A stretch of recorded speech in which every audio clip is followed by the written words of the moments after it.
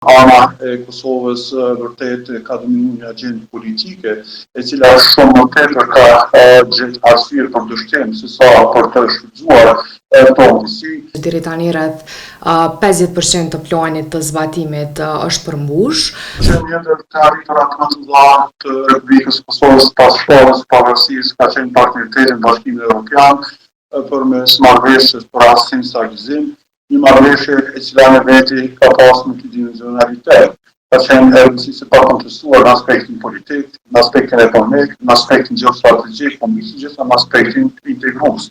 Për faktikisht që mundësitë për të përfituar nga kjo marrëveshje kanë qenë shumë të mëdha, po nga ana e Kosovës vërtet ka dominuar një agjendë politike, e cila shumë më tepër ka gjetë arsye për ndështim se sa për të shfrytzuar tonë.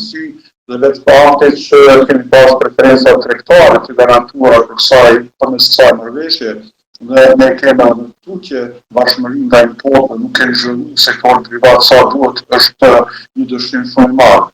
Por besoj fakti që tani jemi në masa apo sankcione politike nga Bashkimi Evropian është endusi përbashkët jo i përfitimit, po i dështimit të Kosovës, sepse vërtet ka qenë një mundësi e cila ka perspektivë të re në shumë sfera, por ato nuk janë shfrytzuar nga ana e Kosovës. Sa i përket MSO-s, marrëveshjes së stabilizim asocimit, mund të themi që deri tani rreth 50% të planit të zbatimit është përmbush. Megjithatë është e pamjaftueshme, duke pas parasysh rolin e vendikimin e MSO-s ka shi fushës ekonomike në Kosovë.